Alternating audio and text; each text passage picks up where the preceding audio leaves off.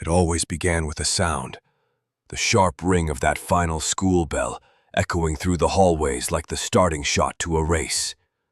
No speeches, no confetti, just the unmistakable buzz that meant one thing: school was out. You pushed back from your desk, the surface still covered in carved initials and dried Elmer's glue, and with a breathless laugh, you were gone. Down the hallway, out the doors, into summer. There weren't any kindergarten graduations or last day slideshows back then. No one filmed you walking to the bus with a sign that said, "Last day of third grade." The memories weren't posted, they were lived. And when that last Monday morning rolled around, the difference was immediate. No alarm, no shoes, just the golden summer light slipping through the curtains and the sound of sprinklers on the neighbor's lawn. You didn't need a calendar to know what time of year it was. Summer had a smell: fresh-cut grass, distant charcoal, maybe the tang of a plastic pool warming in the sun. It had a feeling, too. That first day with nothing to do felt like standing at the edge of a great wide ocean, with no map and no schedule. You might sit in your pajamas a little longer, watch some cartoons, eat cereal straight from the box. But sooner or later someone, probably Mom, would peek in and say, "Why are you still inside?" And just like that, your day would begin. What would you do with it? That was up to you. Because in the 1970s, summer didn't come with a to-do list.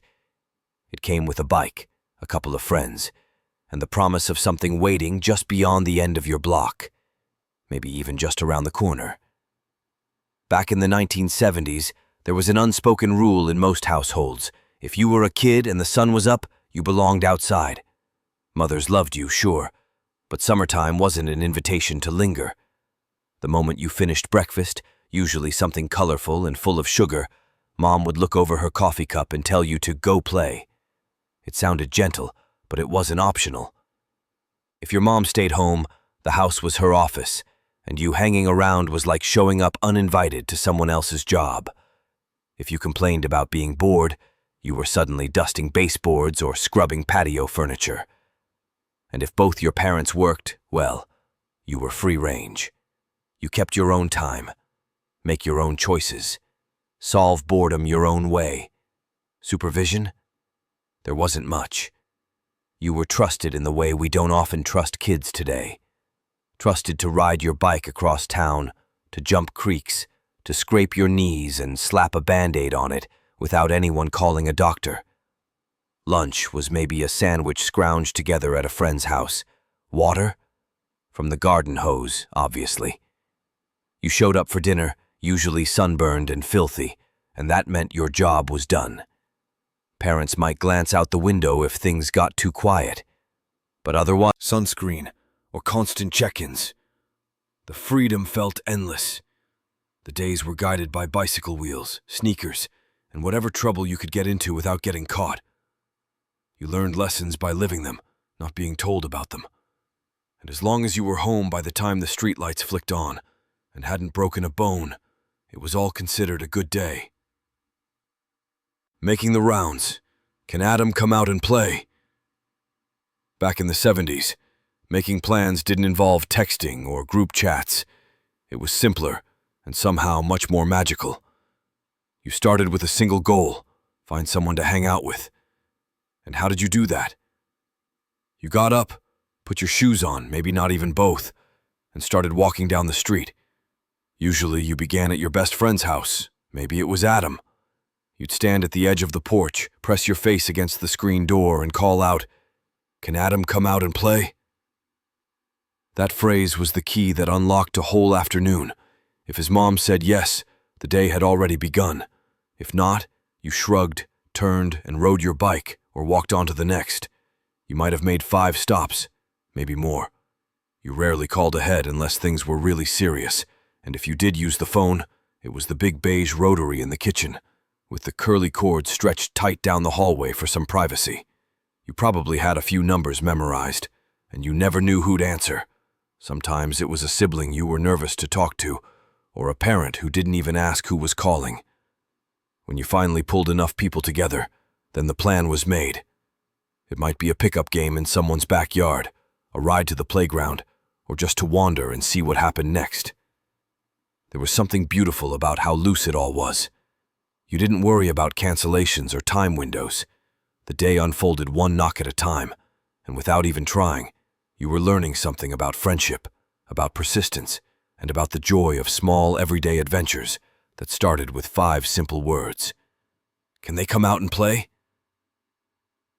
In the 1970s, before you ever held a car key, your first real taste of freedom came on 2 wheels.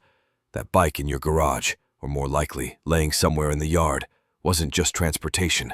It was everything. A Schwinn Stingray if you were lucky, a Huffy Thunder Road or Sears Free Spirit if you weren't. But even the cheap ones felt like gold.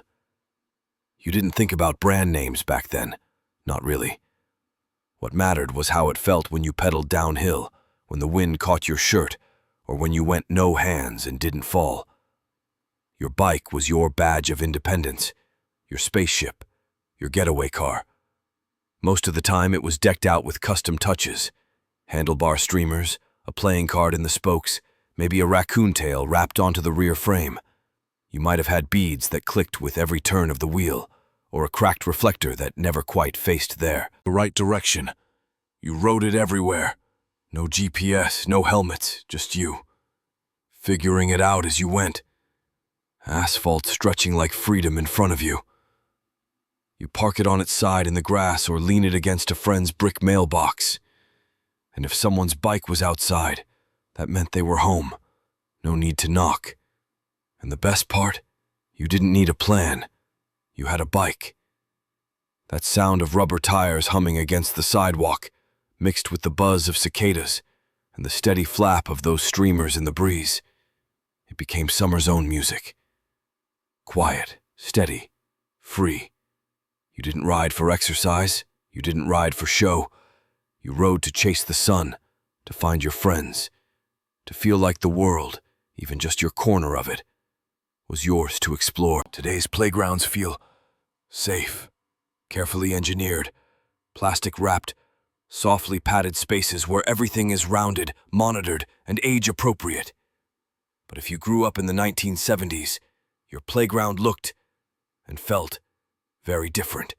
Most of them were made of solid metal, steel towers bolted to cracked pavement or beds of packed gravel. On a good day, you'd get wood chips. On a bad day, concrete. And in the middle of July, those structures could turn blistering hot. So hot the slide could actually burn your legs if you forgot to test it first. But still, you slid. There were straight slides that went down at terrifying angles. Monkey bars so high your feet barely touched when you hung. You'd clamber across them until your hands bled or your grip failed. And if you fell, you fell. You got up. Maybe I cried a little. And then you climbed back up because bravery was expected. It was part of play. The rocket ship towers were the crown jewels. Painted red, white, and blue, these towering playground beacons always felt like they could take off at any moment. 5 feet up, 10 feet up, enclosed in a steel cylinder with tiny windows and a ladder going higher and higher inside. It was a spaceship and a fortress all in one. Sometimes it smelled like rust inside, but to you it was the moon. Rust was normal. Flaking lead paint? Just part of the color scheme. Danger didn't have a warning label. But somehow you learned to trust yourself, to climb, to leap, to balance, and to believe you could make it. These weren't just playgrounds. They were the obstacle courses for future explorers, astronauts, and corner lot champions. They weren't always safe, but they were unforgettable. And for kids growing up in the 1970s, they were absolutely perfect. There was nothing quite like a public pool in the 1970s. It buzzed, literally and figuratively. The air hummed with the sound of splashes and shrieks and sunburnt laughter. The pavement, warm under your bare feet, smelled faintly of hot concrete and coconut-scented suntan lotion. You could hear the static hum of a transistor radio playing something from Three Dog Night, and somewhere in the background, a lifeguard's whistle broke the rhythm every few minutes, usually to scold someone for running or pulling off a too big cannonball near the shallow end. You came equipped with a rolled-up towel, $1 in change, and your best hopes of impressing someone from homeroom. Maybe you dove for pennies or tried to hold your breath across the deep end. But most of all, you waited for your turn on the diving board. The low one was fun, sure, but it was the high dive that told the world you weren't a kid anymore. Climbing that ladder was like waiting to blast into orbit. With each rung, your heart thudded louder. But there was no turning back, not with the line behind you and your friends watching.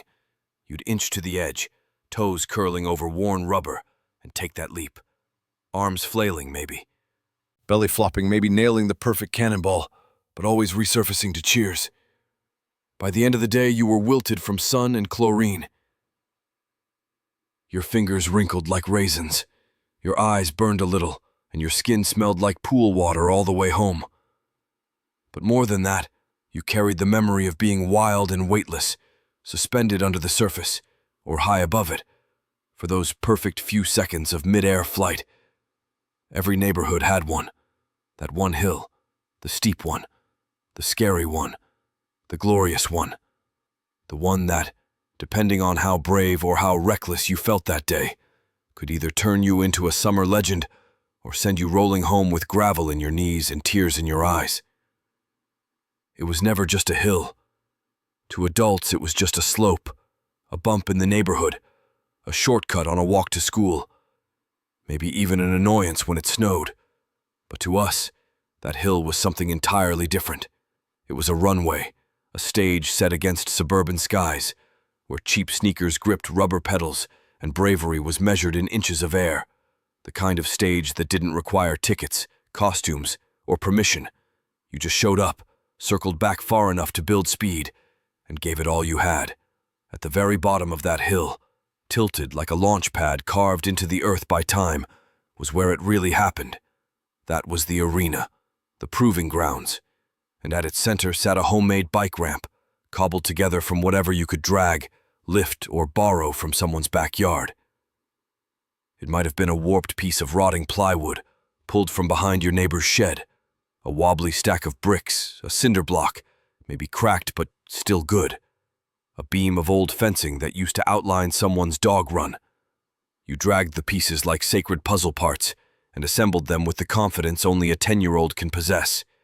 No screws, no plans, just faith. There were no test runs, no engineers checking angles, no laser levels or adult eyes peeking over shoulders to say, "That's probably not safe." That was the beauty of it. It wasn't safe. And deep down, that was the point. You eyed the ramp from afar, circled back on your banana seat bike, gripped the handlebars, taped, cracked, maybe half covered in old hockey stick foam, and pushed off with everything you had. Shoes grinding pedals, legs pumping like pistons. The breeze smacked your face and whistled through your teeth. Your heart pounded. The grass blurred. The ramp came closer, and you flew, even if your front tire barely cleared the edge. Even if your landing was 2 inches from disaster. To you, the sky opened. You caught air, and for a heartbeat, you forgot about gravity. Every kid became Evel Knievel for a few beautiful seconds. The target changed day to day. Sometimes it was garbage cans lined end to end like buses. Sometimes it was your buddies' bikes tipped sideways. And there were times, the boldest times. People, not mannequins, not crash test dummies. People, your friends, lying still, arms to the side, trusting that your size 3 sneaker wouldn't ease up for 1 second, believing you'd sail just above their heads. Nobody wore helmets. No one checked weight limits or calculated ramp slope to speed ratio. That wasn't part of the equation. You just hoped the wood would hold and the tires wouldn't slip. Wish for soft grass if you went flying the wrong way. And someone, usually a dad, was always nearby with one of those handheld cameras or a Polaroid. They didn't hover. They stood back, grinning at the porch railing, can of Schlitz or Miller Lite sweating in the summer heat. They'd yell out, half laughing, half daring you, "You going for it?" And you were. You always were. Because in that moment, in the middle of a long summer afternoon, you weren't just a kid wearing hand-me-down shorts and socks bunched at the ankles. You were larger than life. You were an American icon in the making. And for those few seconds of suspended air between takeoff and landing, you truly believed you could fly. Eventually, the thrill of the jump would fade into the next idea, usually just around the corner. To most adults, they were forbidden zones. But to us, half-built homes and raw construction sites were the closest thing we had to castles. Not the fairy tale kinds, with turrets and dragons, but the kind you built with 2x4s, bottle caps for doorbells, and tree branches that snapped too easily under your weight. Crossing a construction site was like passing through the wardrobe into another world. Each frame of these unfinished houses was an invitation. No yellow caution tape, no perimeter alarms, just open plywood, metal ladders, and the creak of wood under your feet. There were no directions, no instructions, just possibility. The daytime buzz of saws and hammer strikes melted into silence after 5 p.m. And that's when we moved in. We hid in the skeletal hallways and stood in rooms that weren't rooms yet, only outlines traced by sunlight filtering through empty window frames. Nails littered the floor. Tools are sometimes forgotten. The smell was unforgettable. Fresh resin, hot tar, and sawdust kicked up with every step. The site wasn't safe. Not really. But it wasn't dangerous in our minds either. It was just waiting. We didn't steal. We collected. Scrap wood, bent nails, bits of carpet padding, old cords we were convinced were valuable ropes, and with a hammer someone probably shouldn't have given us, we built. One day it was a hideout in the woods, the next, a rooftop lookout. Cardboard for walls, painted signs that read "Keep Out" and "No Girls Allowed" in marker that bled in the rain. You gave your fort a name. You made your own walls from picket fence leftovers, and raised an old beach towel for a flag. Your friends brought snacks. You voted on club leadership, and if someone got a splinter or poked their hand on a rusty nail, they just bit their lip, winced, and wrapped it in a sock until they got home. Infection was a future problem. Sometimes a contractor or neighborhood adult would come along and chase you off, and you'd scatter, laughing, yelling, tripping over boards, with adrenaline ticking in your chest. But you always circled back, because you had work to do. And really, it wasn't mischief. It was creativity. It was a discovery. You were exploring not just the house, but your own sense of space, of place, of what it meant to create something with your own hands and imagination. What you found in those unfinished walls was more than adventure. You found independence. You fumbled a storm. You tasted something rare. Freedom with purpose. Childhood with edges. Courage with splinters. Inside those ribcage-like frames of someone else's future home, you briefly built your own world. One where boundaries didn't yet exist. Where paint hadn't dried, rules hadn't been posted, and ceilings hadn't yet stopped your climb. Because in the summer of the 1970s, possibility didn't come in a package. It came in a pile of leftover boards, a rusted hammer, and whatever wild idea you could carry on a 10-speed bike. And somehow, it was more beautiful than unfinished. Stepping inside felt electric. The air was cool. The lights were low. The wood beneath your feet shimmered with a glossy glow, polished from decades of wheels turning in circles. Colored lights reflected off a mirrored disco ball twinkling above checkerboard walls, and the DJ, hidden in his booth behind plexiglass, controlled the mood like some kind of musical wizard, sliding from Casey and the Sunshine Band over to Hall & Oates, then back to Donna Summer, without ever missing a beat. You didn't need rhythm. You didn't need skill. You just needed wheels, and maybe a little courage. If you were a regular, then you remember the snowball skate, one of those strange rituals that could turn a quiet Friday night into something unforgettable. The boys on one side, the girls on the other hand, and when the DJ called it out, you either waited to be picked or built up the nerve to cross the rink and do the picking. No one wanted to stand too long, but no one wanted to fall either. A especially not in front of the one person you secretly hoped would grab your hand. And if it didn't happen that night, well, the snack bar always had hot dogs and Coke, and the row of foosball tables was there to redeem your pride. You try again next Friday. Today, that rink might be gone, turned into an office space, a furniture outlet, or a hardware store. But if you listen closely, you can still almost hear the wheels glide over wooden floors and the laughter echo between the walls. Before club sports and summer leagues, and long before kids had travel schedules more packed than their parents, we had something better. We had yards and imagination. In the 1970s, suburban lawns became stadiums. Fat patches of grass transformed into full-blown baseball diamonds, kickball fields, or touch football arenas. You didn't need uniforms, referees, or bleachers. Just enough kids to field two teams, usually half barefoot, and maybe a couple of siblings strong-armed into playing outfield. Bases were whatever you had around: a frisbee, a random brick, someone's left shoe. Foul lines were guessed, and ground rules changed according to the yard's geography. If the ball hit the fence, it was a homer.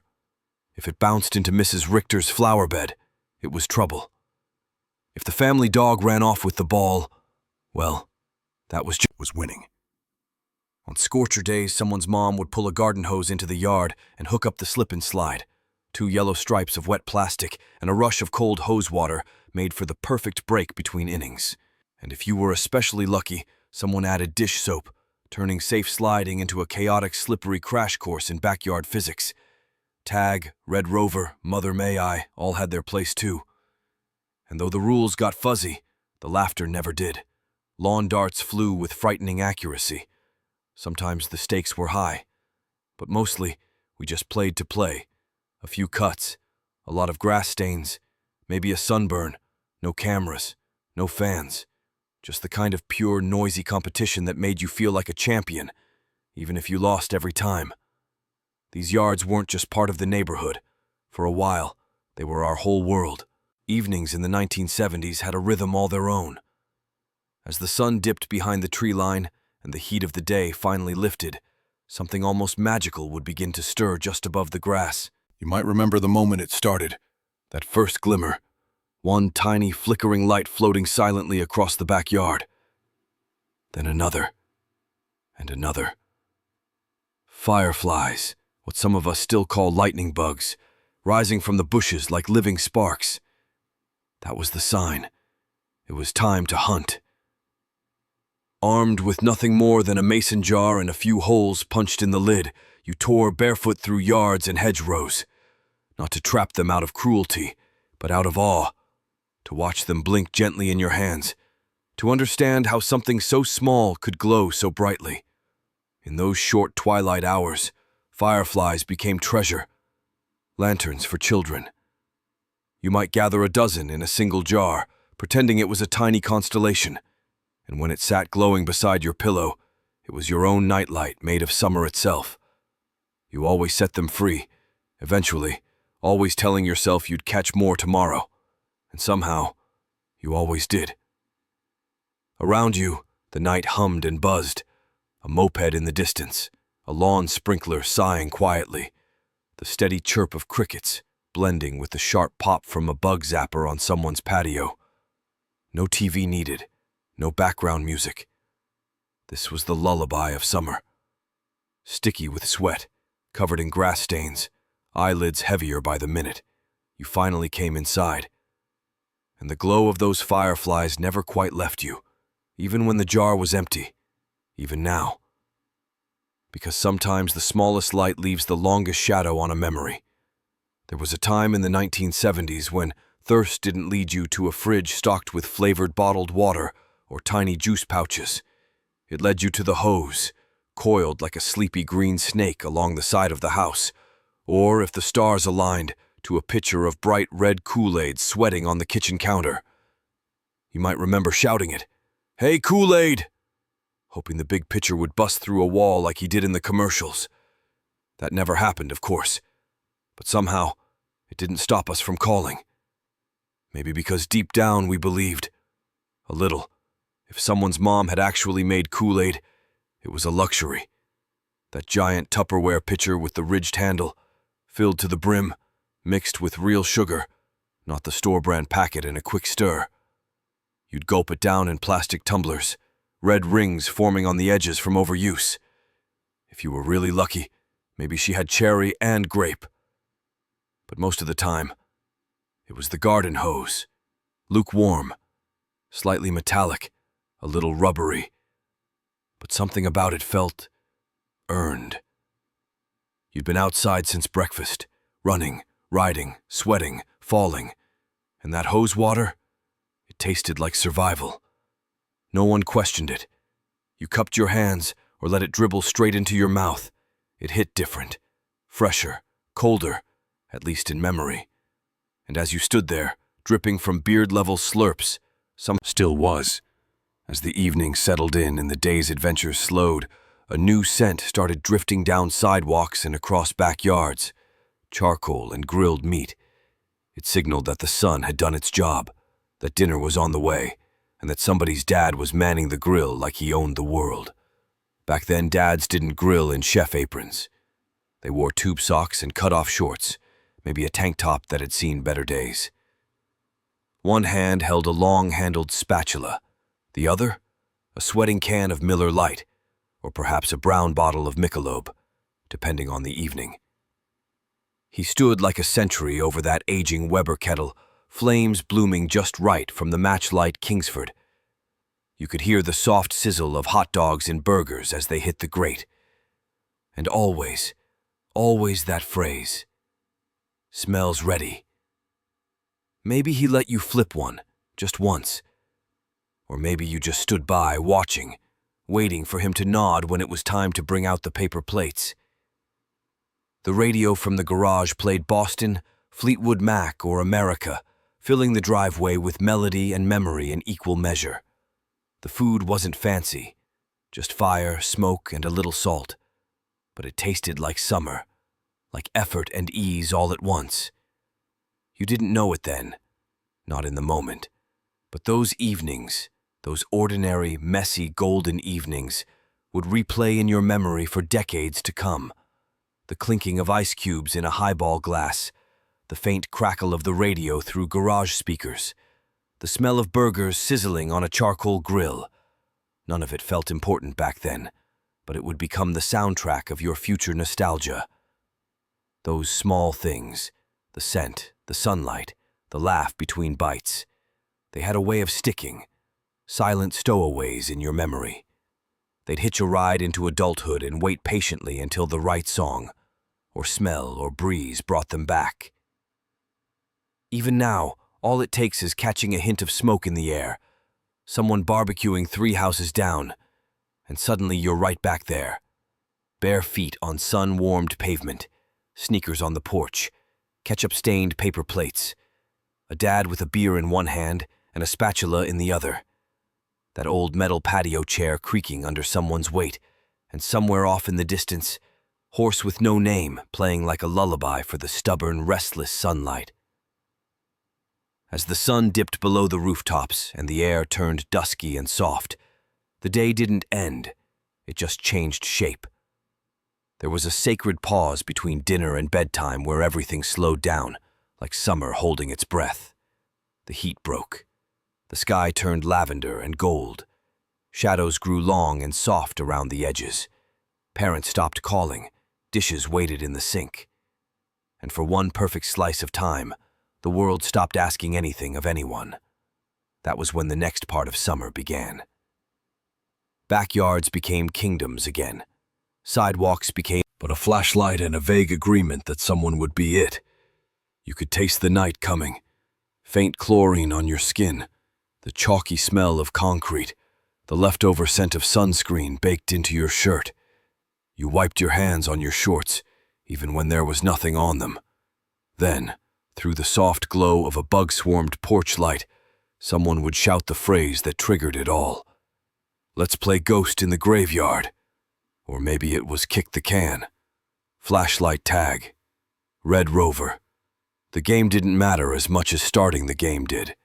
You didn't need equipment. Just your imagination, fast legs, and the vague understanding that someone had to count to 30 while the rest scattered like dandelion seeds in the dark. Hedges became secret corridors, trees were home base. Laundry lines sagged like improvised goals. Hiding spots were passed down through sibling lore, behind the Johnson's shed or in the hollow under Miller's porch. Everyone swore their spot was unbeatable, until it wasn't. And sure, you got scratched, got grass in your shirt, caught your wrist on a nail sticking out of an old fence plank. You might even trip over a forgotten hose or twist your ankle on a sandbox. But even when you limped off the lawn, laughing through a scraped-up knee, you didn't quit. You didn't want the game to stop. No one ever wanted to go inside. The thrill came not from winning. It came from running, from being barefoot in the dark, from holding your breath in a bush beside your best friend while they giggled uncontrollably and gave away your spot, from getting tagged and screaming with laughter, from losing over and over just so you could start again. And eventually, sure enough, lights started flipping on. One porch, then another. Inside, you might hear Jeopardy on a distant TV. Maybe your dad was flipping through the TV guide or dozing off in his recliner. Maybe your mom was rinsing dinner plates under a weak yellow bulb above the kitchen sink. And then came that final call from the screen door. Your name, not yelled, just spoken, soft.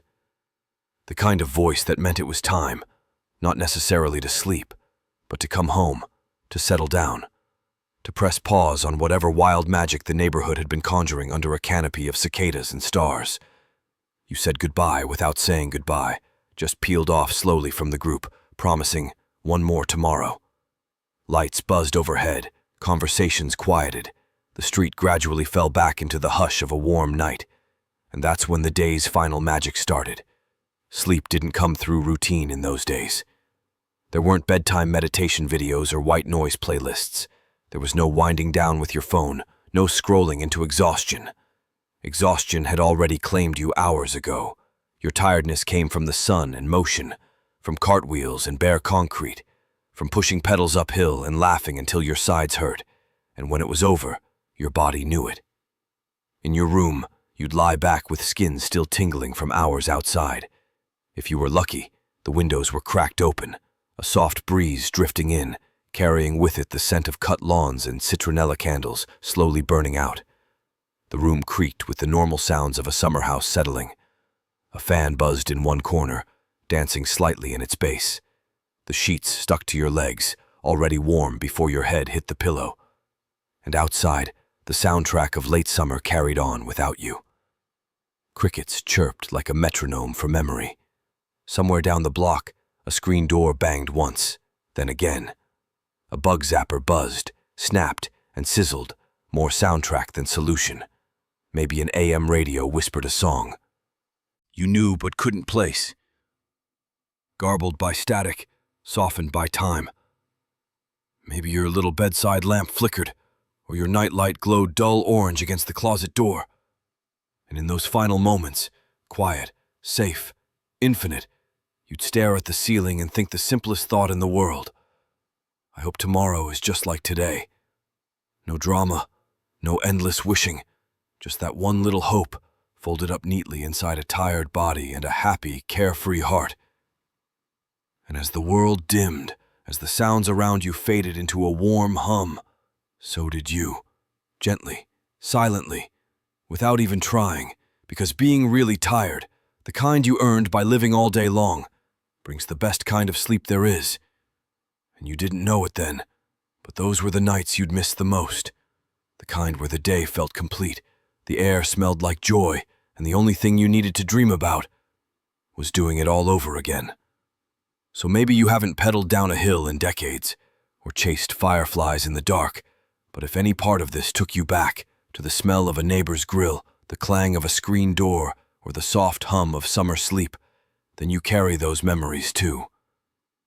We'd love for you to share one of them in the comments. What was your favorite 1970s summer moment? And if this little trip down memory lane meant something to you, consider liking, subscribing, or just sticking around.